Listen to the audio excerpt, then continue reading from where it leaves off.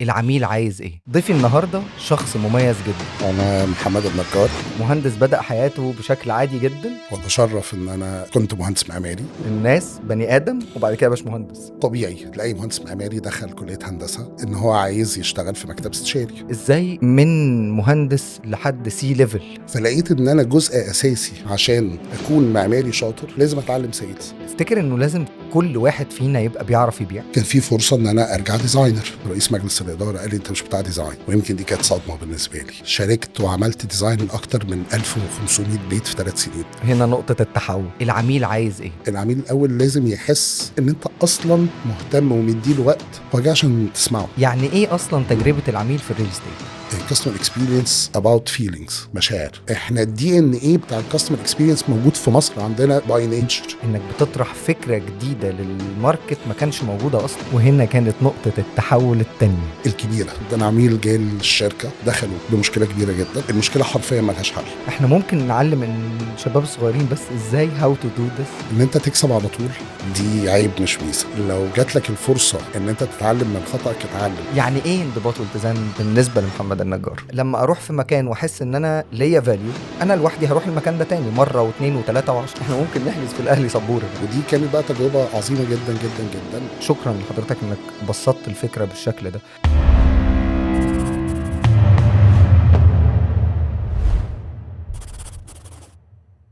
ضيفي النهارده شخص مميز جدا، مهندس بدأ حياته بشكل عادي جدا، ولكن في كل محطة كان بيروحها كان عنده سؤال واحد بس: العميل عايز ايه؟ العميل بيحس بايه؟ حاسس بايه وهو بيدفع مش بس فلوس، لكن بيدفع طموح وتعب سنين.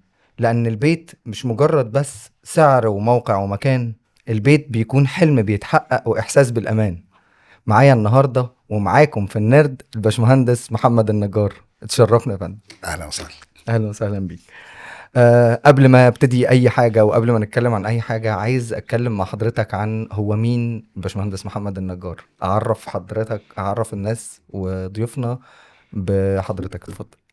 طيب انا محمد النجار، 46 سنه، متزوج وعندي 4 أولاد، وأتشرف إن أنا كنت مهندس معماري.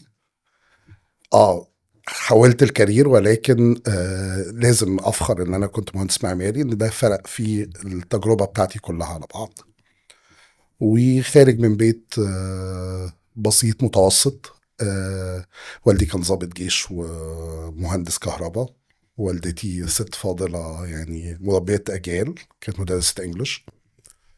وده كده بمنتهى البساطة. متجوز وعندي 4 ولاد، ولدين اهلا وبنتين. وسهلا. اهلا وسهلا. أهلا بيك. طيب يمكن كمان من زي ما حضرتك قلت مهندس معماري، وانا بالنسبة لي زي بعض الناس كده بتشوف الناس بني ادم وبعد كده باش مهندس، يعني مهندس شايف نفسه كده. ازاي من مهندس لحد سي ليفل؟ واحنا بنتشرف ان احنا قاعدين مع حضرتك. يمكن برضو اشتغلنا مع بعض من اكتر من 10 سنين، ومن 10 سنين وحضرتك كنت بالنسبة لي قامة كبيرة ورول موديل. بس ازاي الرحلة بقى اللي ابتدت من مهندس صغير لحد ما بقينا سي ليفل؟ تشرح لنا. هي الطبيعي تلاقي مهندس معماري دخل كلية هندسة إن هو عايز يشتغل في مكتب استشاري. وبالفعل اتخرجت اشتغلت في مكتب استشاري، مكتب دكتور معنا في الكلية. ويمكن المدير اللي كان عندي هناك ده يمكن الله يرحمه، افضل مدير، يمكن من افضل الناس اللي اشتغلت معاها واثرت في حياتي كلها. فضلت مكمل كديزاينر من المكتب ده لمكتب تاني. ولكن جيت في وقت يا اندرو، جزء اساسي من شغلانه المعماري البيع. صح. ان انا ازاي ابيع للعميل فكره البيت بتاعه، بيته هيبقى عامل ازاي، هو بيتحرك فيه ازاي، شايف البيت ازاي، تجربته جوه البيت عامله ازاي، تجربة العميل. جوه البيت عامله ازاي، بيتحرك فيه ازاي. فلقيت ان انا جزء اساسي عشان اكون معماري شاطر لازم اتعلم سيلز. تفتكر انه لازم كل واحد فينا يبقى بيعرف يبيع؟ لازم المهارة بتاعت السيلز دي لازم تكون موجودة عند كل البني ادمين. هي سبحان الله هي غالبا موجودة عند كل البني آدمين بشكل فطري، يعني اوكي. ربنا حاططه لنا. الطفل الصغير بيبيع لبابا ازاي عاوز يخرج، ازاي عايز بونبوني. ده من الشباب الصغير، الأطفال الصغيرين صح. أب طول أكبر حد.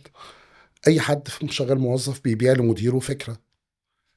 أي حد عايز ياخد أجازة هيروح لمديره يقول له أنا عايز أخد أجازة عشان أنا عملت اوكي، كذا كذا معنى كذا. كده اني علشان ابقى سيلز شاطر بس محتاج الاول يكون عندي مهارة الاقناع، صح؟ طبعا. طبعا. اوكي. والتواصل، والتواصل. يعني ازاي اتواصل الاول عشان اعرف اقنعك. كنت سمعت حتة كده في بودكاست لحد تاني، وهو بيقول لما باجي اسأل حد هو انت بتعرف تبيع، فيقول لي لا، ويبتدي يقنعني باسبابه ليه مش بعرف ابيع. اقول له ما انت اقنعتني، اذا بتعرف تبيع. بالظبط. طيب، ومن بعد موضوع السيلز. ففي الوقت ده كنت لسه متجوز، وفاينانشلي ما معيش فلوس كتير، فما اقدرش، او ما معيش فلوس خالص، فما اقدرش ان انا اخد كورسز. مهم. فكان قراري ان انا اروح احد شركات الاسماء العقاري كسيلز عشان اتعلم بالحياه العمليه سيلز. كسيلز، فيو موفد من مهندس لسيلز. عشان اوكي. اتعلم المهاره بتاعت البيع وانا بقبض مرتب، مش بدفع فلوس، لما ما كانش معايا فلوس. اوكي. فكان القرار ان انا لقيت شركه من الشركات، رحت فيها اشتغلت. ويمكن ربنا اكرم ان انا اشتغلت في الشغل في الشركه دي سيلز وماركتينج ومهندس كسبيشال ديزاين، بعمل بيوت للعملاء والكلام ده. ومن هنا قعدت سنه وشويه تقريبا، والحمد لله ربنا كرمني. كان في الوقت ده مكتب شبه صغير مش كبير اوكي. في شركه ما حدش كان يسمع عنها في الاول في الوقت ده. كان في فرصة ان انا ارجع ديزاينر بعد ما انا قعدت سنة وشوية، اخدت من وجهة نظري خبرة بيع. اوكي. دخلت مكتب دار المعمار من شركة دار المعمار جروب، احدى شركات ماونتن فيو. اوكي. دخلت معاهم ان انا بعمل ديزاينز للفيلل بتاعت الشركة دي. قعدت معاهم 3 سنين في المكتب الاستشاري. وبعد كده جاء رئيس مجلس الإدارة قال لي انت مش بتاع ديزاين. ويمكن دي كانت صدمة بالنسبة لي. هنا نقطة التحول. اه، انا مش بتاع ديزاين. انا يمكن شاركت وعملت ديزاين لاكتر من 1500 بيت في 3 سنين. فازاي مش بتاع ديزاين؟ قال لي انت بتاع بزنس، انت هتبقى بزنس ديفلوبمنت مانجر للمكتب الاستشاري. اوكي. اوكي هايل. اوكي انا مهندس معماري، اعمل التايتل ده ايه حلو بالظبط؟ بس انا ما اعرفش هو بيعمل ايه. دايما بسمع يمكن من وانا صغير برضو ويتقال بزنس ديفلوبمنت مانجر، وكان نفسي قوي اشتغل بزنس ديفلوبمنت مانجر، بس مش عارف ده بيعمل ايه. والله وانا كمان يعني انترستد وعارف ان هو حاجه قال لي نفس اللي انت بتعمله، ان انت تجيب شغل للمكتب. اوكي. انا كنت بعمل ديزاينز. قال لي لا، انت كنت بتجيب شغل، انت ما كنتش بتعمل ديزاينز. مهم. فابتديت هنا ادرك السايكل تاني من البيزنس. ويمكن دخلت في الوقت ده في وقت صعب قوي، من شهر 10 2010 لشهر 7 2011. ولكن وفقت بشكل كبير جدا من ربنا سبحانه وتعالى، الحمد لله. ان الله لا يضيع اجر من احسن عمل. صح. مش هقول لك ان انا عملت حاجه، انا ربنا كرمني كرم غير طبيعي في الفتره دي. ان الفتره دي كانت فتره ثوره، البلد مهم. وقفت، حظر تجول، وعملت شغل جامد قوي. فجولي تاني المانجمنت بقى كلهم، طب لا احنا مش هنشتغل في الارقام دي، احنا عاوزين نشتغل في ارقام اكبر. اوكي. وكنا من اوائل الناس في السوق المصري اللي حولنا التشطيب لبرودكت، مش إن العميل يجي ينقي انواع التشطيب. اوكي. وعملنا التشطيب واجتهدنا جامد ان احنا نعمل ديزاينز مختلفه بكاتيجوريز تشطيب مختلفه فيبقى في باكج للتشطيب دي از ا برودكت جوه اون ذا اون توب شيلف. اوف اوكي. فالكلاينت يجي في قعده واحده، اختار ماتيريال، اختار ديزاينز، اختار كل اللي نفسه فيه، واو. واتحركنا من هنا. كل ده المانجمنت بتراقب التحركات. خلي بالك حضرتك في الوقت ده كنت بتديزاين ا نيو كونسبت، يس، يعني انك بتطرح فكرة جديدة للماركت ما كانش موجودة اصلا. ده حقيقي. ويمكن كنا من اوائل الناس في الوقت ده. اعتقد سنة 2014 توفقنا ان احنا نعمل اول ديل تمويل تشطيب في مصر مع بنك القاهرة.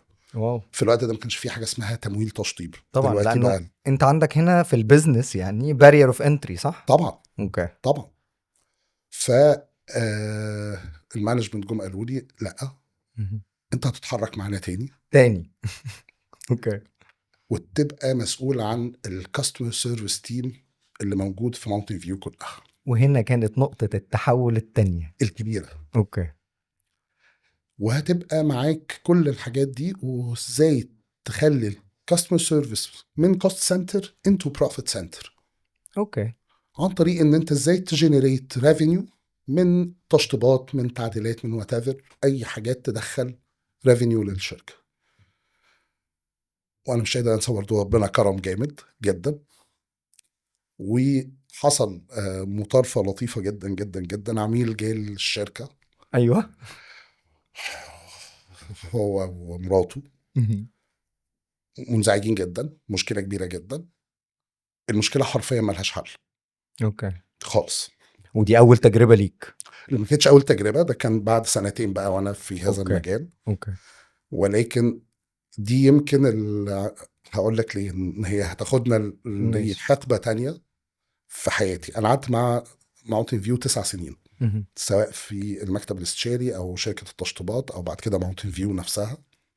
ولكن العميل ده بالذات هو ومراته دخلوا بمشكله كبيره جدا ملهاش حل، فلازم اقعد معاهم اشوف هنعمل ايه. اوكي. ساعه ونص، ساعتين بحاول اشوف اي احتياج، اي مخرج، انا يعني عايز احل لهم مشكلتهم. مهم. بعد ساعتين ونص الحمد لله العملاء خرجوا شاريين واحده تانية. اوه. والوحده الاولانيه دي ما اتحلتش مشكلتها. بروفيتبل كاستمر سيرفيس، اه صح؟ طبعا، طبعا. اوكي. ده انت هنا كذا حاجه، انت من انجري كاستمر اللي كان بيفكر ان هو يكنسل، اللويال كاستمر فجأة وان بقى انت بيشتري. تريتين هم مهم. في اليونت الاولانيه، واكوردنج لاحتياجاته هو. من كتر ما احنا عمالين بنتكلم فاكتشفت ان هم اصلا بيدوروا على بيت لابنهم ومحتارين فيه ومش عارف ايه. قلت لهم ايه ده ما احنا عندنا مشروع جديد حلو قوي فيه كذا كذا كذا، ممكن احنا نخش. ممكن نعلم الشباب الصغيرين بس ازاي how to do this, how to turn turn the table. هايل. الموضوع بمنتهى البساطه. في مشكله كبيره قوي الناس بتعملها او الشباب بيعملوها. هي يا فندم طلباتك. مم. اوكي، طلباتك دي هو هيقول لك 1 2 3 4. الموضوع مش محتاج يبقى طلباتك ايه وهو يقول 1 2 3 4. الموضوع محتاج يبقى ديالوج. مم. العميل الاول لازم يحس ان انت اصلا مهتم ومديله وقت كبادي لانجوج وككلام ان انت تسمعه. مهم. هو جاي عشان تسمعه. صح. فمن هنا وخليني اقول لك حاجه ببساطه، العميل اللي كان مستاء جدا ده، هو انا ليه خليته؟ انا ما اقنعتوش ان هو يشتري واحده تانية من كتر ما انا متفهم المشكله بتاعته اللي ما عنديش ليها حل، مهم. وابتديت اتحرك معاه فيها. غير كده انا ما كنتش هعرف ان عنده احتياج اخر لوحده تانية اقدر اعمل له فيها ديسكاونت اصالحه بالوحده الاولانيه. اوكي. فالاول اسمعه كويس، اسمع كويس قوي اعرف واتفهم مشكلته واتعاطف معاه واتعاطف واحط معاه. نفسي مكانه. اوكي. جزء كبير قوي، يعني يمكن هننط نطه صغيره قوي لحته الكاستمر اكسبيرينس. يس.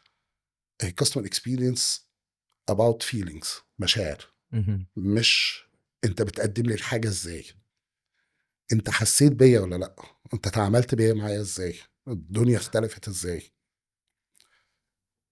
العميل بقى اللي انا بتكلم عليه اللي كان مستاء ده زوجته كانت مديرة مكتب سي او شركة بالم هيلز. اوكي. ومن هنا اتعمل هيد هانتنج ليا لشركة بالم هيلز واتقابلنا هناك. واتقابلنا هناك. تمام. اوكي. طيب، انا شايف حد قدامي بيعرف يذاكر كويس، طبعا توفيق ربنا موجود، بس في كل مرحلة ما كنتش بترضى بالوضع اللي انت فيه وبتذاكر كويس الماركت بيقول ايه وبتخش، نقدر نقول you have this risk taking. فانت risk taker محترم. آه، تقدر تعرفني؟ عندنا سؤال تقليدي كده بنسأله لكل ضيوفنا، يعني ايه the nerd؟ وهل شايف حضرتك نفسك نرد؟ وشايف نفسك نرد في ايه؟ حلو، هقول لك حاجة كوميدية. اوكي. انا متخرج عندي 20 سنة اوكي. من هندسة عين شمس. تمام. انا لاعبي جدا مش بتاع مذاكره، اوكي. ولكن ممكن في وقت قصير قوي اعرف افهم الدنيا واعرف القصه ماشيه ازاي والكلام الدنيا ماشيه ازاي. حتى اوكي. ايفن يمكن كان احد المدرسين بيقول لوالدي، وكان بيديني درس في ماده ما مش فاكر كانت ايه، فقال له لا هو مش محتاج، قال له بس انا عايز الدرس عشان يقعد يذاكر، هو لعبي. فانا بالنسبه لي يمكن اكون نيرد في ان انا لو سمعت حاجه من اول مره بهضمها على طول وبفهمها على طول. اوكي. الحاجه التانية ان طبعا الكمال لله وحده سبحانه وتعالى، ولكن غصبا عني I'm seeking perfection. مهم. دي تكوين في I شخصيتي. can see. يعني تكوين في الشخصيه. فيمكن هو ده اللي خلاني على طول حتى لو انا لعبي، لا انا عايز اكون مختلف. ايفن لما انا كنت في الجامعه حتى، انا مشاريع التخرج او مشاريع الجامعه كلها بمشروع التخرج كلهم امتياز. ما شاء الله. المواد اللي فيها مذاكره جيد مم. جيد، لكن اي حاجه فيها ديزاين كنت امتياز. نرجع بقى للشغل والتحرك في الشغل والكلام ده كله، انا دخلت في مجالات ما عنديش خبره فيها، صح. سواء بزنس ديفلوبمنت سواء كاستمر سيرفيس، لما كان مسمى كاستمر سيرفيس او كاستمر اكسبيرينس ليتر اون، فاي هاف تو ستدي هو ايه يعني ده بيقول ايه وده بيتحرك ازاي. ممكن ان انا اكون وفقت او ربنا كرمني ان انا بستدي الكلام ده واقدر انفذه على طول. حلو. فيمكن هو ده الفرق. اوكي. الحاجة التانية من صغر السن، فهو ده اللي خلاني بجرو اب يمكن اسرع شوية. صح. مين نيرد شفته في حياتك اراوند كده في مسيرتك المهنية شغل وايز غير حضرتك لفت نظرك؟ انا في احد الشخصيات اللي اشتغلت واتشرفت انا اشتغلت معاها فترة صغيرة جدا جدا، ولكن اثرت في يمكن في حياتي، مهندس احمد السويدي. اوكي. ده من الشخصيات اللي انا لا هي از نيرد، مهم. بزنس وايز، تعاملات في كل حاجه. اوكي. طيب حضرتك كمان يمكن قلنا اسامي كبيرة، قلنا ماونتن فيو، قلنا بالم هيلز، واسامي تانية كتير. في كل محطة من دول ايه اللي اتعلمته وايه الاثر اللي سبته هناك؟ هيل ماونتن فيو يمكن اكون ليها شويه ممتن ان هم اللي عملوا الاكسشينج اللي حصل ده، فده فرق في حياتي جدا. ولكن ادعي ان انا قدرت يكون ليا بصمه سواء كمهندس معماري ديزاينر، او ايفن ان احنا ننجح فكره التشطيب وان هو برودكت اون ذا شيلف. والحاجه اللي بعديها ان انا بجد to turn customer service department من cost center into profit center. ده بالنسبه لي شكل جديد خالص اقدر اتحرك بيه في اي مكان تاني بشكل تاني خالص. صح. فلما رحت بالم هيلز، رايح بالم هيلز عندي نوليدج محترمه جدا، عندي اكسبيرينس قويه جدا، كنت اكسبوزد على مجالات كتيره جوه الريل استيت، فرحت بشكل تاني. ولكن بالم هيلز اتس انذر سكول، شركه اقدم، شركه اكبر، مشاريع في كل حته بكل التشالنجز اللي حتى كنا بنتعامل معاها. مدرسه صح. مدرسه. فدخلت في مدرسه تانية، فهمت منها السوق المصري كله بقى عامل ازاي بشكل تاني. برضو انا في ماونتن فيو كان شويه العيله، مم. البيت، صح. الكومفورت زون. فخروجي من الكومفورت زون هو اللي خلى، ودايما نصيحه للناس كلها، اول ما تلاقي نفسك في كومفورت زون اخرج. اوكي. اخرج ليه؟ هتجرو اكبر. بالم هيلز مدرسه، فتعلمت البيزنس يبقى ماشي ازاي، الشركه انها تكون في البورصه المصريه دي بتتعامل ازاي، الافصاحات بتاعتها عامله ازاي. بقيت اكسبوزد اكتر، وده اللي اداني بقى الفول فليدج، ان بقيت شايف السايكل بقى بتاعت الكلاينت كلها ماشيه ازاي. وتشالنجز اكبر كمان. جدا مم. جدا، وازاي ان احنا نعدي بيها وازاي ننجح ونبقى في اتشيفمنتس فيها كبير. ويمكن اتشرف وانا في بالم هيلز كنا يعني مشكورين الشركه، كنا من اوائل الناس، اول 23 واحد في مصر اخدوا الكورس بتاع فاسيلتي مانجمنت بروفيشنال من جامعه في امريكا. صحيح. وده كان بيج انفستمنت يعني. ويمكن ده اللي اداني الفول فليدج بقى كمان ككوميونتي مانجمنت، او خلينا نتكلم بقى في بقيه تجربه العميل كلها. انا كمان ممتن جدا لبالم هيلز اني اشكرهم انه في وقت من الاوقات اخدت كورس تو بي افكتيف نيجوشيتور واو. which is اللي وصلني للمرحله ان انا اعرف اقف واتكلم كده.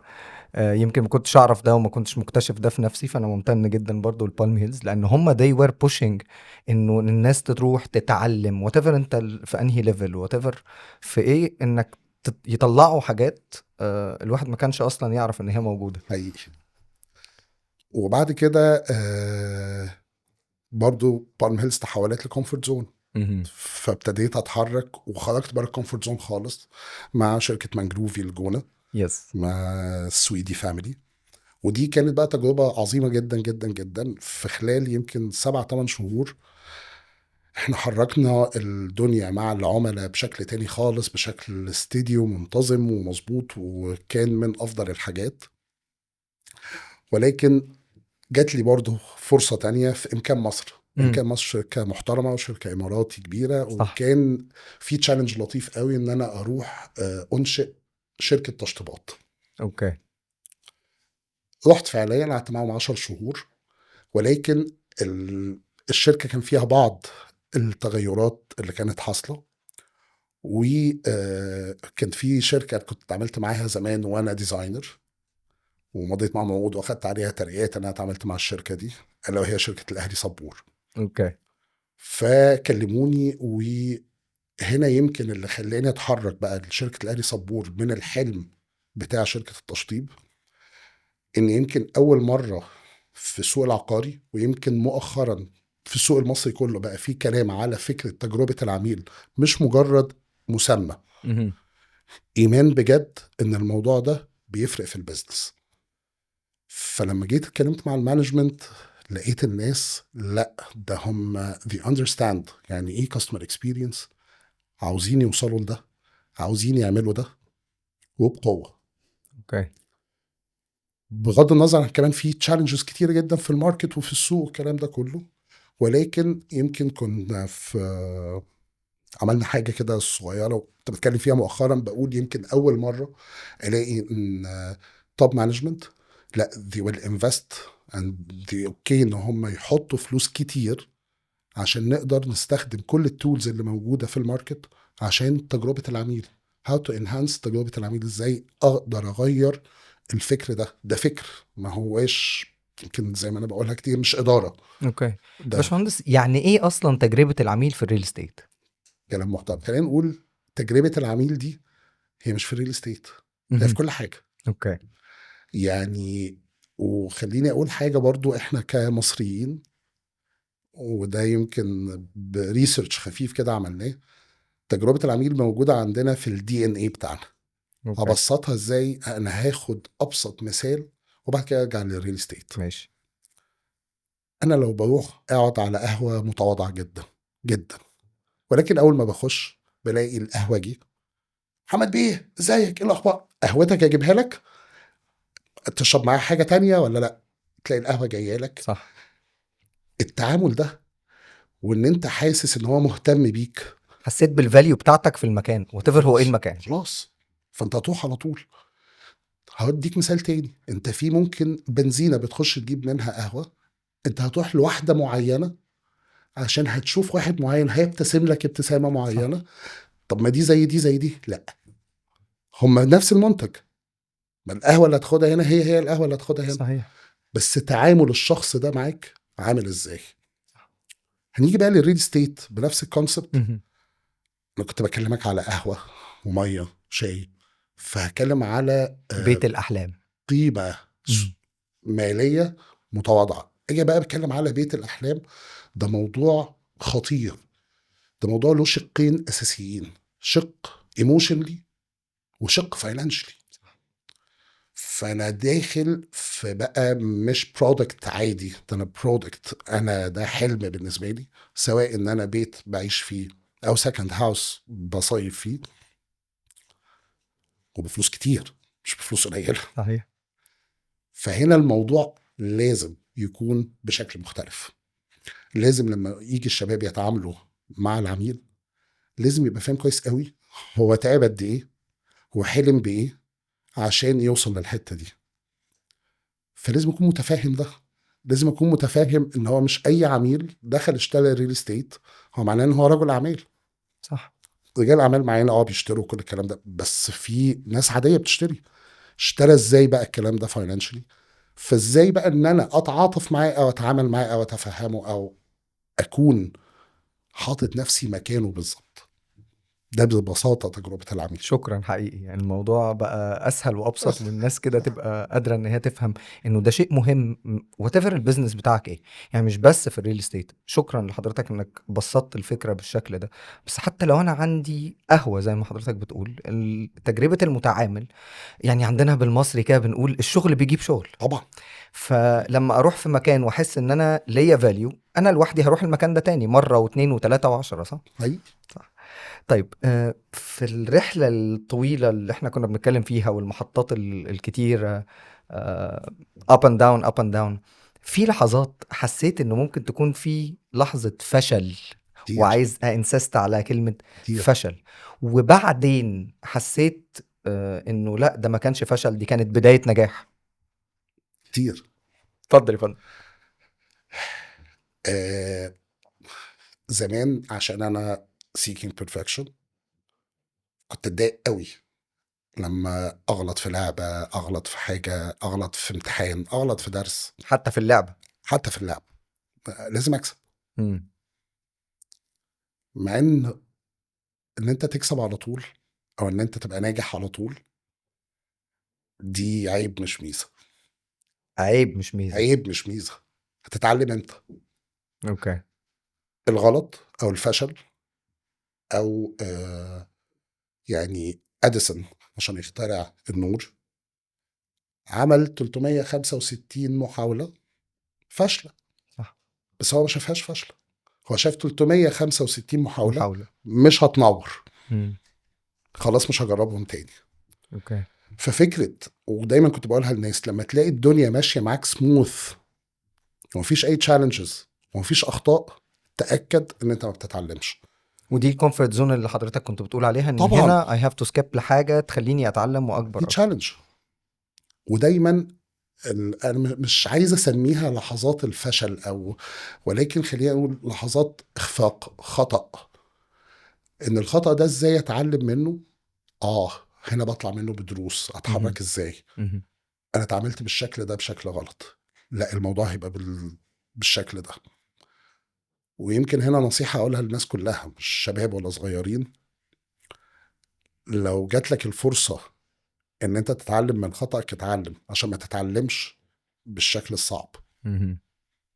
إن ساعات الواحد بيبقى متخيل، وده حصلت لي، وحصلت لي تيرنينج بوينت يمكن في 2018، إن كنت متخيل خلاص أنا فاهم كل حاجة، أنا عارف كل حاجة، تقريبا ما بغلطش، مفيش مم. حاجة اسمها كده. ساعات بيعدي علينا اوقات بنحس الاحساس ده، ان طبعا. انا خلاص انا وصلت لكل اللي انا عايزه، هعمل وات نيكست. ما ده الفرق ما بين الثقة بالنفس والغرور. اوكي. وشعر ازاي يكون واثق في نفسي وفي ربنا، غير ان انا اكون مغرور ان انا I will do it، وان انا مفيش حد زيي، وان انا ما بغلطش. لا احنا بنغلط، بالعكس دي ميزة. دايما الغلط احنا بنطلع منه بدروس. صح.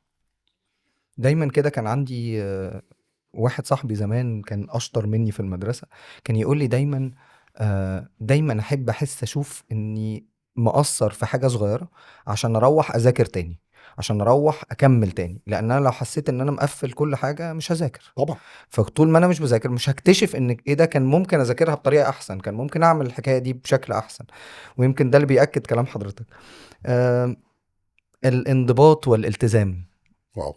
كلمتين بنسمعهم كتير، كلام بيبان عادي، ولكن الرحلة بتبقى صعب قوي ان احنا نكمل موضوع الديسيبلين او الانضباط في فترة طويلة، خصوصا مع الاب اند داون، وخصوصا مع المود اللي بيتغير كبني ادمين.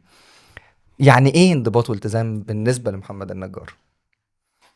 بس بالنسبة لي انا بالذات في ناس كتير تعبانة معايا بسبب الموضوع اوكي. ده. انا بحب الانضباط. انا والدي كان ضابط جيش، امم. ضابط مهندس، امم. فانا اتربيت في بيت بالساعة بالساعة بالثانية. بالثانية بكل حاجة. حتى لو خارجين نتفسح اتفقنا على ميعاد، نتقابل في الميعاد، وهنبقى بلاننج للخروجه دي هتبقى عامله ازاي عشان نتبسط. طب لو احنا اتاخرنا مم. انا مش هتبسط في الخروجه. انا بتكلم في خروجه، طب تعالى نتكلم في بيزنس بقى. مهم. انت عندك بقى ديدلاينز، وعندك مواعيد، وعندك اتفاقات مع عملاء، وعندك كوميتمنت انت عملتها. فلو انت ما كنتش منضبط بسلوك كامل وملتزم باللي انت بتقوله، البيزنس هيفيلير. صح. ده فور شور. هو ده اللي بيودي الفشل بقى، ده بجد.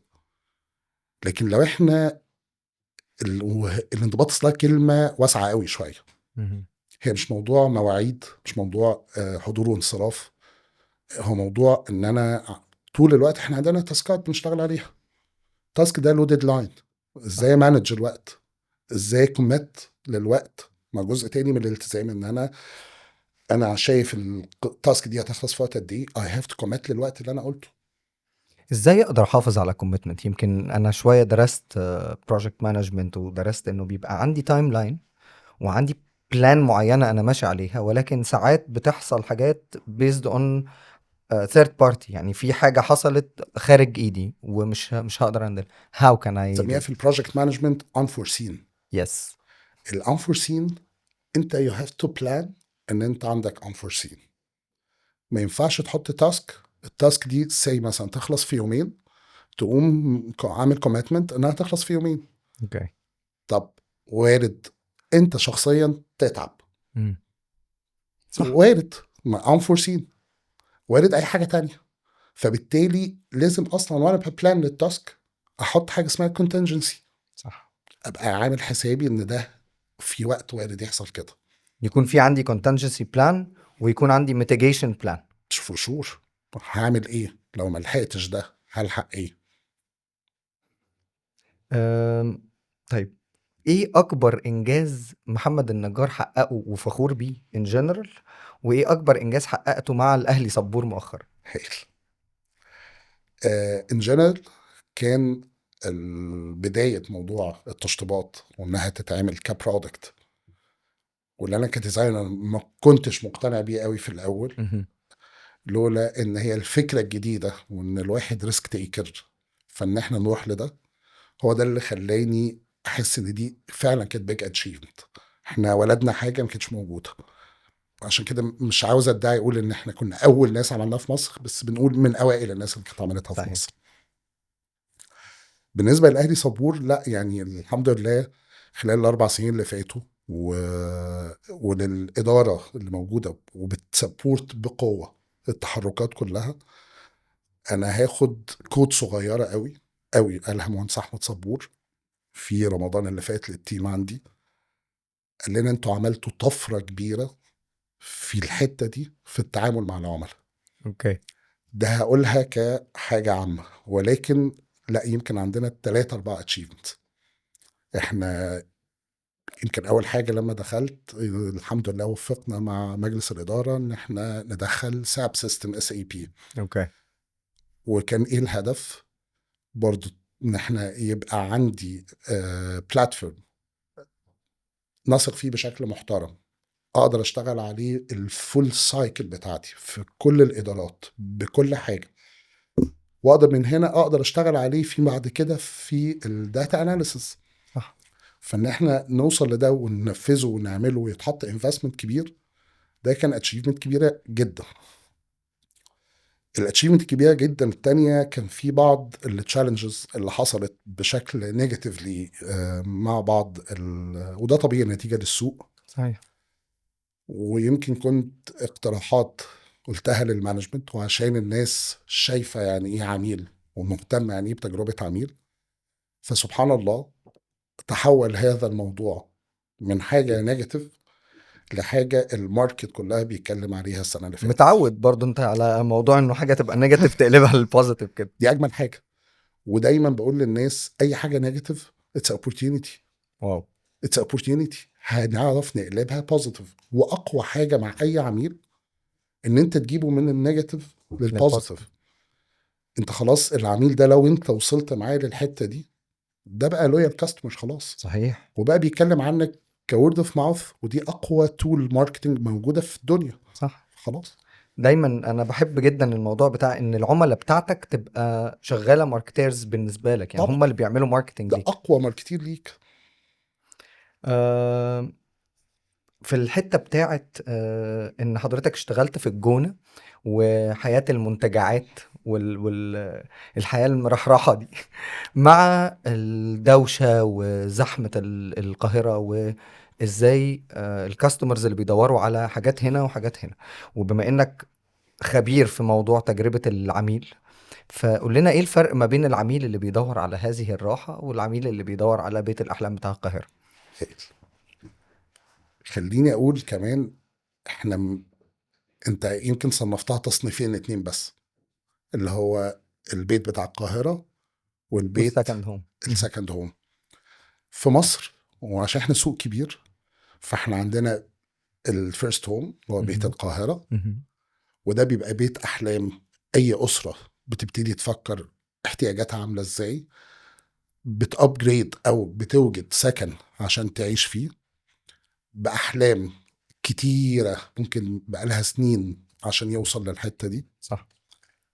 فبيبقى بالنسبه له الموضوع بتاع الفيرست هوم ده حياه او موت، في مواعيد تسليمه، هيشطبه ازاي وهيعيش ازاي، طب هيجيب عربيه تانية عشان البيت ده في مكانه فين، ترتيبات كتيرة قوي.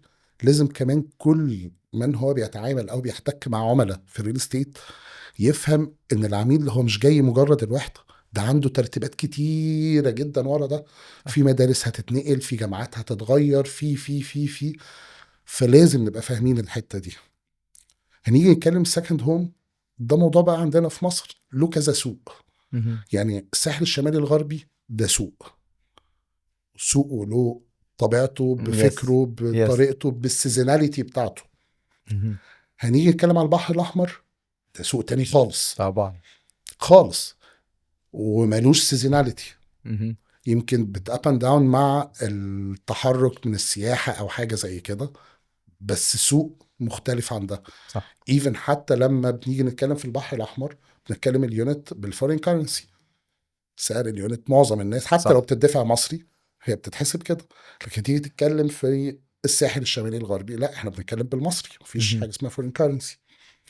ويمكن الاهلي صبور عشان احنا منتشرين في كل انحاء مصر، فعندك بقى سينا كمان ده سوق تالت، يعني ده بكلاينتيل سينا. سينا. يعني احنا عندنا احد المشاريع في شرم الشيخ، كلاينت بتاع شرم الشيخ غير كلاينت بتاع الغردقه، صح. غير كلاينت بتاع الجونه، غير كلاينت بتاع الساحل الشمالي. صح.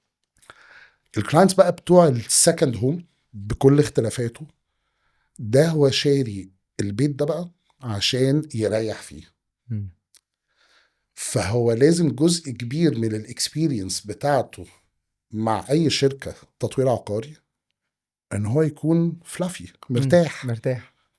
حبيت التعبير انه يكون فلو. هو محتاج يكون كده. صح. لو تفتكر في يعني احنا في كل الشركات اللي اشتغلنا فيها ليها سكند هوم صح. بروجكتس، صح.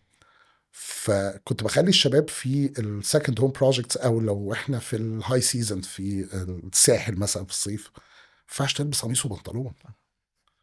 انا العميل فاكر انا فاكر الحتة دي ما كويس، ينفعش. انه لازم يحسوا انه الموظفين نفسهم شبههم في الوقت شبههم ده، لابسين زيهم، الدنيا براحتها فلافي زي ما بالظبط حضرتك فلافي، قلت. فنقدر نقعد نتكلم، نقدر اي حاجه موجوده هنعرف نحلها. صح. وهو ده، هو جاي يتبسط، فما تعكنينوش عليه. صح. بمنتهى البساطه. طيب، هروح شوية الحتة بتاعتي. يمكن آه الموضوع بتاع التكنولوجي والاي اي والحاجات الجميله دي، ويمكن حضرتك قلت كمان من شويه انه حضرتك عملت واحد من اهم الانجازات، هو انك دخلت اس اي بي، او دخلت بلاتفورم تقدروا من خلاله تقدروا تشتغلوا في الموضوع ده. انا دايما بحب اسال السؤال بالطريقه دي: لو الاي اي والتكنولوجي كانت بالتطور الرهيب اللي احنا فيه دلوقتي من 20 سنه، لما قبل ما نتقابل كمان بكتير، في بداية رحلة محمد النجار، كان هيبقى الموضوع عامل ازاي؟ واو. ايه اللي كان هيفرق في الرحلة دي؟ اللي كان هيفرق قوي اكسلريشن. بمنتهى البساطه. هو التكنولوجي عملت لنا ايه؟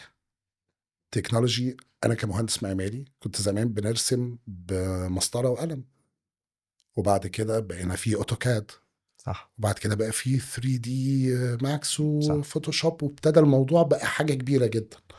طب احنا كنا بناخد وقت قد ايه عشان اعمل برسبكتيف مانيوال، مم. والاند ريزلت طالع عامل ازاي؟ دلوقتي انا بعمل 3 دي ده بالكمبيوتر، ممكن بياخد وقت كالندر او وات ايفر، بس التكنولوجي بقت رايحه في حته تانية، والاند ريزلت عامل ازاي؟ فلو هنيجي نقيس على كل الكلام ده، ويمكن اقوى حاجه في التكنولوجي من وجهه نظري المتواضعه، ويمكن بعض الناس بتسميها كده وانا اتفق معاهم تماما، النيو كارنسي، الا وهي الداتا، اوكي انفورميشن. صح جدا. طب الانفورميشن دي احنا هنعمل لها اناليسيس ازاي؟ يعني لو اللي حاصل دلوقتي ده موجود من قبل كده، واو، مهم. انت عندك كل الانفورميشن عن كل عميل، ازاي تقدر تتعامل معاه، سواء كمهندس معماري، سواء كشركه تطوير عقاري، سواء اي حاجه. انفورميشن ده كنز. صح. هل شايف ان وجود ال AI تهديد للموظفين القديمة ولا للموظفين الجديدة، ولا مش تهديد اصلا؟ السؤال ده أنا سالته كتير قوي، جدا، انا السؤال ده انا تعبت من كتر ما بسأله، وانا نفسي مرة اجاوبه بس اتفضل. حقيقي انا مستغرب ان الناس دلوقتي بعد كل اللي احنا مرينا بيه خلال ال 200 300 سنه اللي فاتوا، ان الناس لسه فاهمه ان اي تكنولوجي هتقلل ايدي عامله. الثوره الصناعيه العمال هيتموا في مش عارف ايه، ما حصلش. مم. انت بالعكس انتاجيتك زادت. صح. ثوره زراعيه يا الفلاحين ومش هيشتغلوا لا، ما حصلش. تعال بقى نتكلم في البيزنس نفسه وفي الريل استيت، انت الحاجات دي سهلت عليك، بس الناس غصب عنها انها شافت ايه، ده في اي اي ايجنت، مم. فبالتالي I will replace الموظفين ب AI agent أرخص وملوش ميديكال انشورنس ومش هيقرفني وهيرد في كل وقت وهيقعد في ومش كل وقت هيتعب. ومش هيبقى تعبان والكلام ده كله. ولكن من وجهة نظري لا، ده فكر خاطئ جدا. يمكن كنت في مؤتمر مع شركة أمريكاني كده، إن في فعلا ناس تخوف إن ال AI ده هيستبدل الموظفين.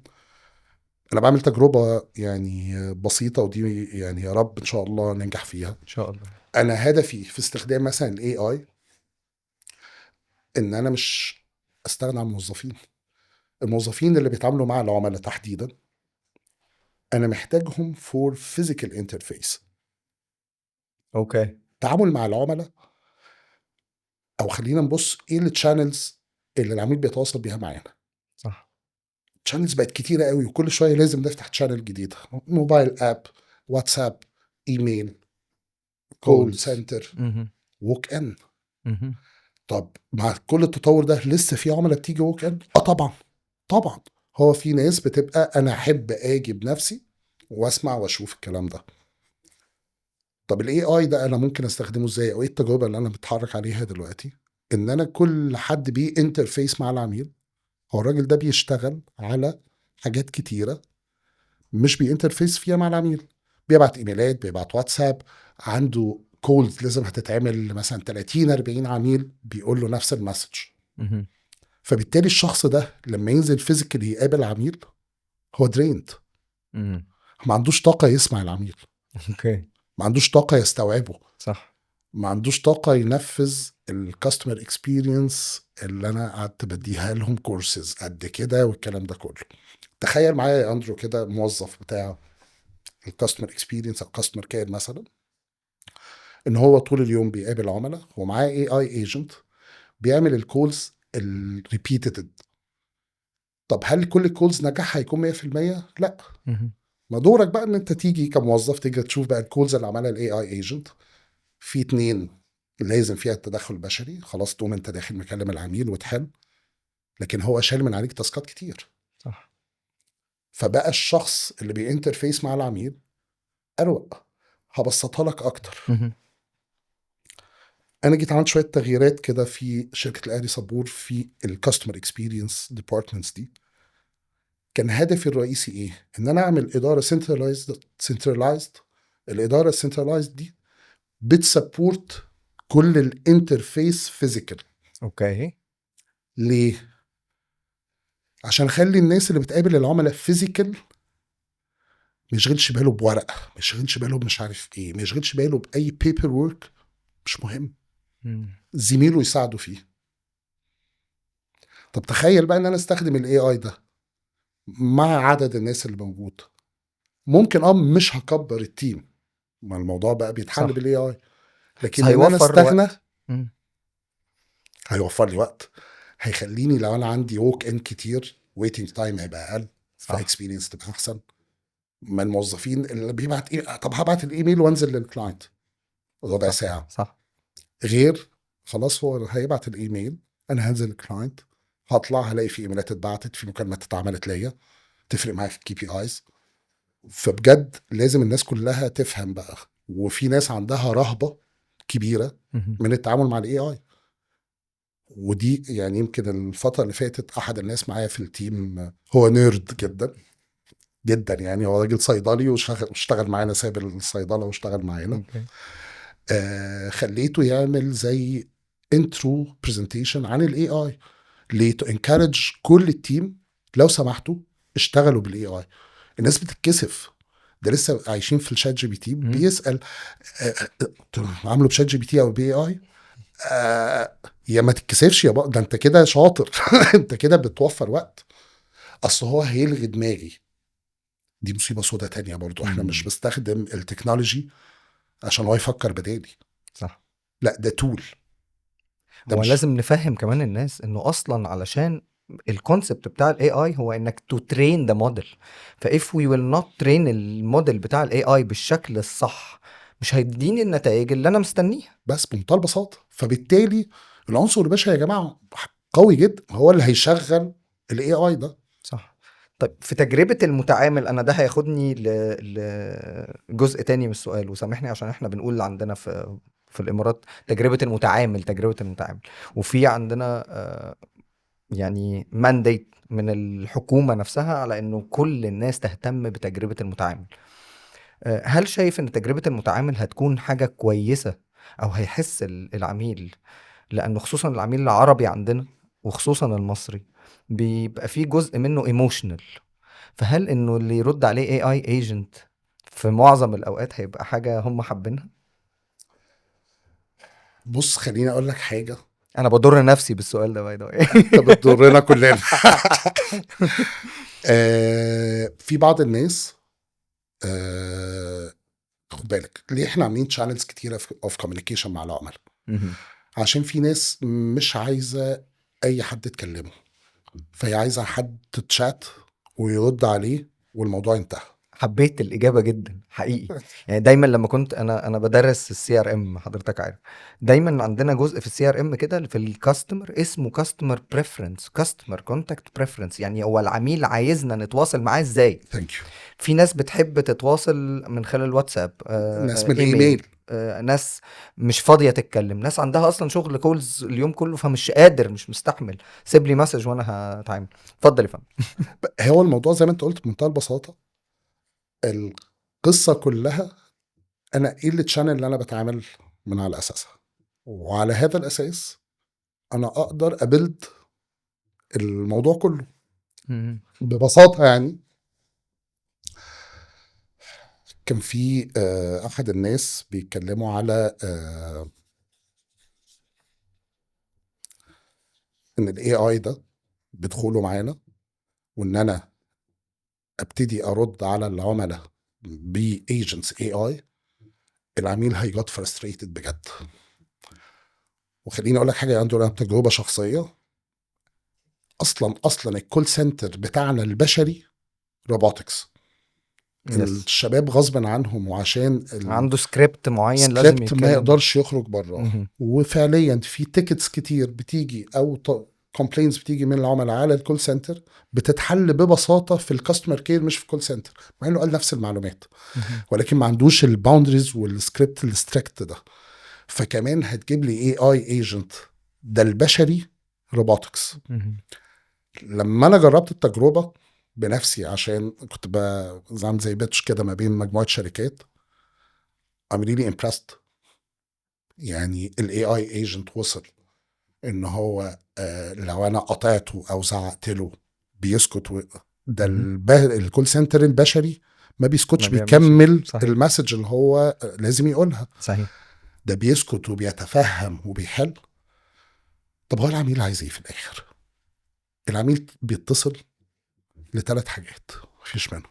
يا بيسأل بيريكوست حاجة مهم. فعاوز يعرف يعملها ازاي، او بينكواير هو مع التسليم امتى، او الشيك الجاي بتاعي امتى، او حاطط كومبلين. في الثلاث حاجات دولت لو انا اديته نتيجة او اديته اجابة شافية فعليا، العميل ولا فارق معاه هو اي اي ولا عنصر بشري. صح. هو فارق معاه اللي عاملني ده عاملني كويس ولا لا، رد على الاجابات اللي انا عايز او بسأل عليها. ثانك يو فيري ماتش. فازاي بقى احنا بالعنصر البشري نطوع الاي اي ونكلمه صح باللانجوج بتاعته عشان يدينا نتائج احسن، فبالتالي انا بتحرك بشكل تاني احسن. صح which is هيرجعنا للكنز اللي حضرتك قلت عليه قبل كده which is الداتا. داتا. فانا لو عندي I feed up ال AI agents دي بالداتا سورس صح، ويكون عندي داتا كاملة مكملة related للموضوع، فال AI agent هيرد ونترين الموديل بالطريقة اللي تخلي الكاستمرز بيزد على تجربة المتعامل بتاعتنا. صح؟ مظبوط مليون في المية. منها هروح على CXEGA. تمام. ايه الموضوع؟ ايه الموضوع؟ انا شايفكم ما شاء الله يعني في كل حتة اليومين اللي فاتوا، فعايزين من هنا حصري نبلغ الناس ايه ده، ايه البروجكت. طيب احنا هنا لازم هشكر اتنين، الكو فاوندرز او المؤسسين الاساسيين للاسوسيشن دي. هي بمنتهى البساطة هي اسوسيشن بتجمع كل من هو مهتم بالكاستمر اكسبيرينس في مصر. اوكي. طيب هشكر اتنين، عمرو حلمي اكيد انت تعرفه، هو ده يعني صديق البذرة جميل. للقصة صديق دي، هو جميل صديق بصراحة. جميل.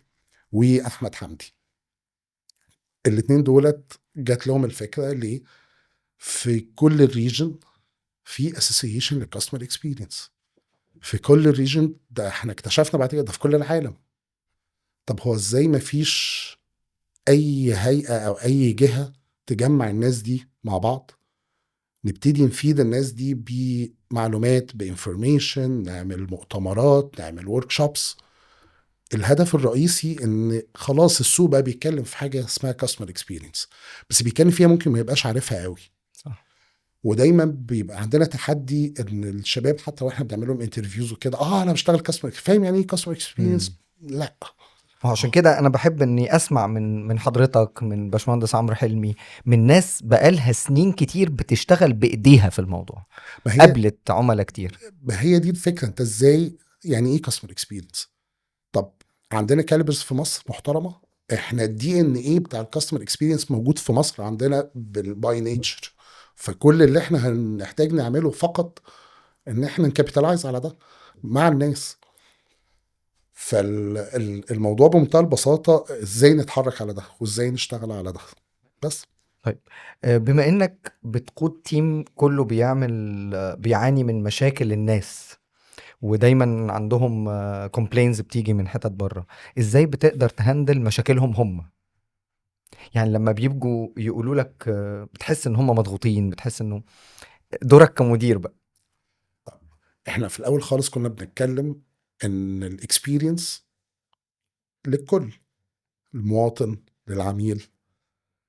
والحمد لله يمكن بقى مؤخرا معظم الادارات المسؤوله عن الهيومن ريسورسز، او زي ما بعض الشركات زي عندنا في شركه الادي صبور دلوقتي بقى اسمها بيبل اند كلتشر، ما اسمهاش هيومن ريسورسز. يس. وده الهدف مش مجرد تسميه شركات بمسمى. كتير غيرت الاسم بقت ده people حقيقي. and culture. فقصه ان الامبلوي اكسبيرينس دي مهمه، لا هي دي الاساس عشان تعرف تطلع كاستمر اكسبيرينس. فردا على سؤالك، لازم كل التيم يبقى حاسس ان المانجمنت مش في ظهره، معاه. ف don't belong. اوكي. معاه. انا معاك، انا معاك في اي وقت، انا الباب مفتوح في اي وقت. اوكي. طب ده جزء. الجزء التاني الليدرشيب، ودي اللي بقولها للناس كتير قوي. ليدرشيب مش مجرد ان انا يعني دايما بقولها lead people manage system. we are not managing people. اوكي. فالليدرشيب هي جزء منها. انا الموظفين اللي معايا لازم اكون عارف هما بيحبوا ايه وما بيحبوش ايه، وحياتهم عامله ازاي وتفكيرهم عامل ازاي، عشان اقدر اشوف كل واحد ايه اللي يناسبه ويناسبه بشكل عامل ازاي. اكون اقرب ليهم اكتر، اكون بانجيج ذم وعامل بوند بشكل ما بيننا وبين بعض اكتر. لحد فين يا باشمهندس؟ عشان ساعات في برضو انا بعمل كده، بس ساعات في بعض الموظفين بتتخطى الحدود وتحس ان المواضيع بتأثر ما بين being family وما بين ان انا انفذ تاسكاتي في الشغل. ما هنا ده يمكن اللي كنت جايلك فيه على طول. مش كل الناس بتعرف تفصل ما بين business and personal life. في بالذات في التعامل لما بنتكلم في leadership، ما هو هيتفهم بس مش هنتمرقع، مم. احنا هنشتغل مع بعض. فالليدرشيب هي ميكس ما بين تعاطف وتفهم و assertiveness او حزم مم. وفيرنس في التعامل مع التيم. عشان هو ممكن معظم الناس مش هتعرف تفرق ما بين ده وده. صح. فيمكن لازم يكون في الجزء الإنساني موجود ما تعرفش تغفله، وفي جزء الحزم أو الفيرمنس زي أبهاتنا. هو باباك، صح.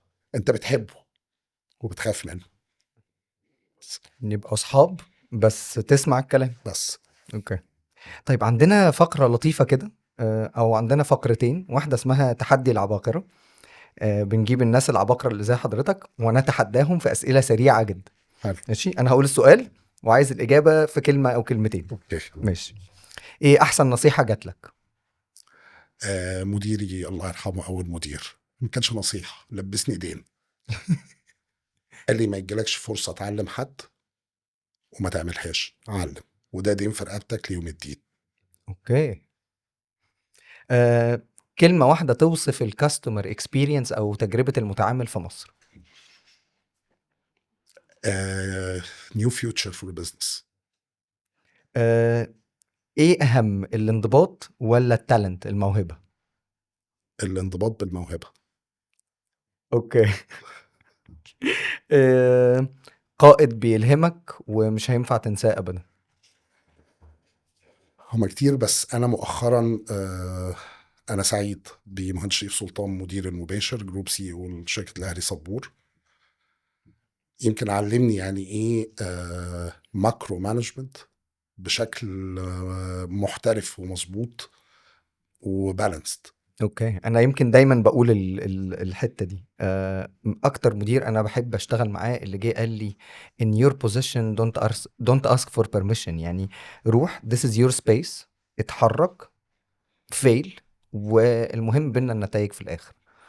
طيب هل مؤمن بالموضوع بتاع lead by example؟ ده لازم. اوكي. هل ال AI خطر في خدمة العملاء او لا؟ لا. هل ممكن اكون CEO وفي نفس الوقت اكون رائد اعمال ناجح لحاجة تاني؟ أكيد. ايه الخطوة اللي جاية لمحمد النجار؟ الخطوة اللي جاية لمحمد النجار، أنا نفسي إن شاء الله بإذن الله إن يبقى بنعمل بالأسوسيشن، بنطلع أجيال فاهمة يعني إيه كاستمر اكسبيرينس أو فاهمة يعني إيه اكسبيرينس. بالذات إن في كمان توجه من الدولة مؤخرا في فكرة السيتيزن اكسبيرينس أو تجربة المواطن نفسها، واللي ابتدت فعليا بعض الحاجات كدولة بتعملها، مثلا كإكزامبل مركز خدمات مصر. لا، اكسبيرينس تانية خالص خالص خالص خالص يعني. حلو. انا شفت، انا يمكن في شغلي في الامارات الفتره اللي فاتت كلها كانوا من اكتر الحاجات المهتمين بيها موضوع خدمه المتعامل، وزي ما بقول لحضرتك في ريتنج حتى لكل هيئه حكوميه، ولو ما التزموش بالموضوع ده بيتم تطبيق غرامات كمان. هنروح على فقره، خلاص هننسى ان احنا نيردز وهننسى الحمد الكلام لله. ده، وهنروح هنروح لفقره اسمها هزار في هزار. هنشوف لما النيرز او العباقرة يهزروا هنبقى بنهزر ازاي. ايه اغرب شكوى جات لك من عميل وما كنتش عارف تعمل فيها ايه؟ شكوى غريبة جدا. طيب، في بعض الأحيان الموضوع كوميدي ولا يمثل الواقع بصلة؟ لا ده هيمس بالواقع بس. اوكي. في العالي صبور لما تمينا 30 سنة، فاقترحنا فكرة لطيفة جدا جدا ان احنا ندي للناس اللي جايه بتستلم بيوتها هدايا. حلو. كانت الهدايا عبارة عن ايه؟ في السكند هوم مطبخ، وفي الفيرست هوم شاشات تلفزيون 65 بوصة. احنا ممكن نحجز في الاهلي صبور يا جماعة. الموضوع الموضوع حلو جدا. فجات لي اللي ماسكة الكول سنتر قالت لي في عميل بقاله 10 دقايق بيتخانق وبيزعق. ليه؟ عشان عايز عربية تروح تاخد الشاشة توديها له البيت، البيت الاولاني مش البيت التاني. عشان هي 65 بوصة فمش هتخش في العربية. اوكي. و10 دقايق على الكول سنتر موقف الكيو على المشكلة دي.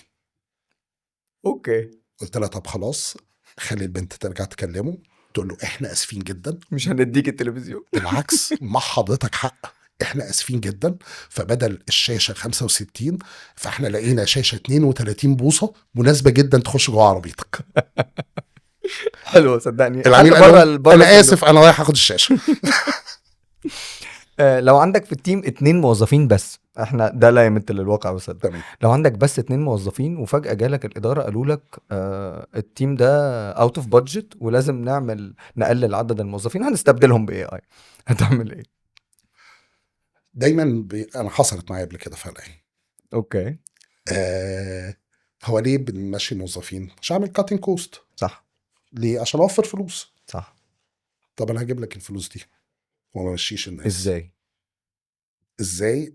دي بتاعتي بقى ذاكرها. ماشي. اوكي. ودي حصلت في شركه اشتغلنا فيها مع بعض. طيب هل مشينا الموظفين؟ لا، دخلنا فلوس.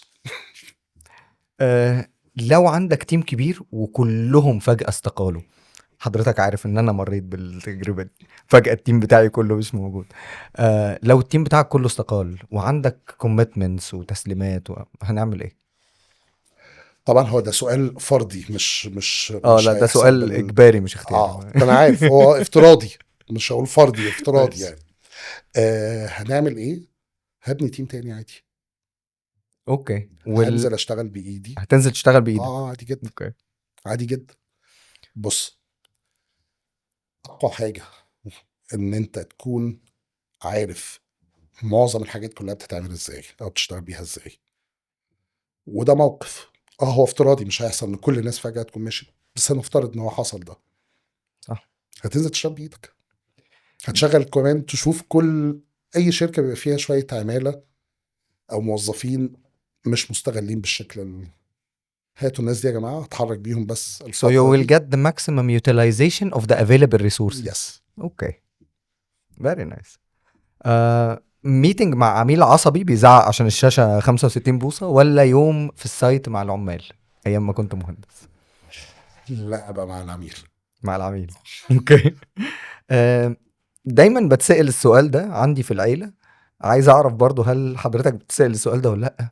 دايما يقولوا لي انت مشهور وبتعمل حاجات كتير بس احنا مش عارفين انت بتشتغل ايه. صح. فيمكن علشان موضوع تجربة المتعامل والسي اكس وبتاع، حد من اهلك سألك السؤال ده؟ بابا مش عارفين انك بتشتغل ايه. لا هو مش هم اهلي كلهم هم مش عارفين انا بشتغل ايه اصلا. كل هم عارفين ان انا مهندس معماري اوكي.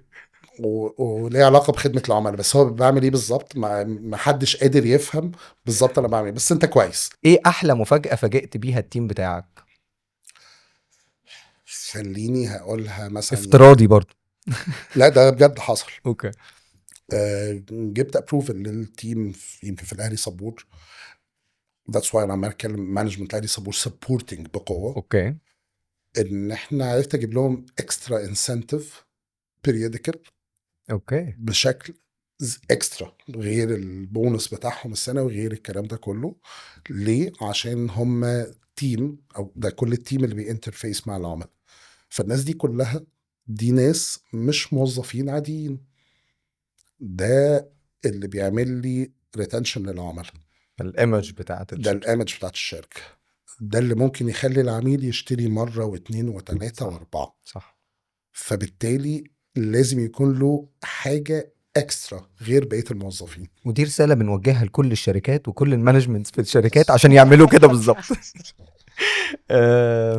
لو العميل أجنبي هيفرق في خدمة المتعاملين في إيه، أو في تجربة العميل في إيه؟ بص، ده تشالنج دايما على طول. أوكي. ليه؟ انت لما يجي لك عميل اجنبي، مهم. لو اجنبي عربي يعني خليجي أها. او عربي عامة، الثقافات قريبة لبعض شوية. أوكي. ولكن التشالنج الكبير لما بنيجي نتعامل مع عملاء من اوروبا، من امريكا، من لأن اسيا، الكالتشر مختلفة. مختلف تماما. وغصب عنه هو بيريليت للريل استيت نورم عندهم. مهم. فور اكزامبل، كان عندنا قصه كده مع احد العملاء انجليزي. هناك الريل استيت موديل مختلف خالص صح. خالص. صح.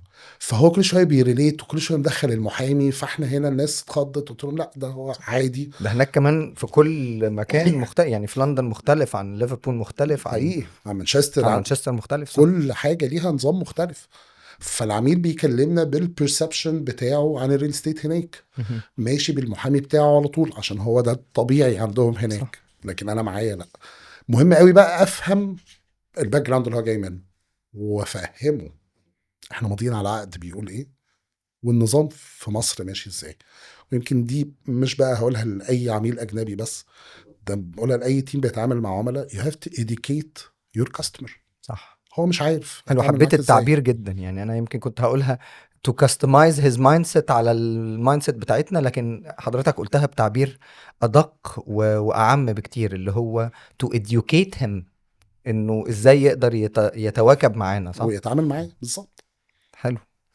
اخر حاجة، ايه النصيحة اللي تقولها للشباب الصغيرين علشان يقدروا، سواء كانوا سبيشالي المهندسين، علشان يقدروا يوصلوا ان هم يبقوا قامة كبيرة زي حضرتك، ويقدروا يبقوا سي ليفل، او يبقى ازاي شاب صغير يقدر يوصل انه يبقى سي او؟ الموضوع بسيط في حاجة واحدة بس: ما تشتغلش عشان مديرك يقول انت عامل ايه ولا مش عامل ايه. ان الله لا يضيع اجر من احسن عمل. صح. اشتغل بضميرك، اشتغل بجد واجتهاد. حتى لو انت في شركتك ما انتش متقدر، ربنا هيعوضك دنيا قبل اخره. ودي انا شفتها بعينيا انا شفت كذا مره وانت شفتها صح. بعينيك. اجتهد واعمل اللي عليك كله، ما تستناش نتيجه. وهتقابل تحديات وهتقابل وقعات. هو احنا وصلنا كده بسهوله تدرج وظيفي عادي؟ لا طبعا، لا طبعا. مرينا بتحديات كبيره جدا. ولكن طول ما انت حاطط بشر نصب عينيك وهم دولت انت بتشتغل عشانهم، صدقني البشر ده، مديرك ده ممكن يجيله فرصة تانية ويمشي، يجيلك مدير تاني مش شايف كل اللي انت بتعمله. صح. لكن ربنا موجود على طول، شايف انت بتشتغل ازاي، شايف انت بتعمل ايه، وهيديك على قد تعبك وعلى قد شغلك. ما كانش لو انت مجتهد زيادة زيك يا اندرو يا مثلا، رب يخليك. فربنا بيفتح جامد بقى وتعامل. حقيقي انا مبسوط جدا. يمكن الوقت مش مكفي كمية الحاجات اللي انا عايز اتكلم معاك فيها، ويمكن اتكلمنا شوية كمان قبل الحلقة، وهنتكلم كتير تاني بعد الحلقة. شكرا ليك. شكرا يا اندرو. الحلقة دي مفيدة جدا وفيها حاجات كتيرة جدا الناس تقدر تستفاد منها. اتمنى يكون معانا حلقة او 2 و3 مع لا، حضرتك. شرفتني. شكرا ليك، شرفتنا النهاردة في النرد. شكرا يا شكرا. اندرو، شكرا ليكم كلكم. ده انا اللي اتشرفت بجد ومبسوط ان انا شفتك. انا مبسوط حقيقي. اكتر، صدق. شكرا. شكرا.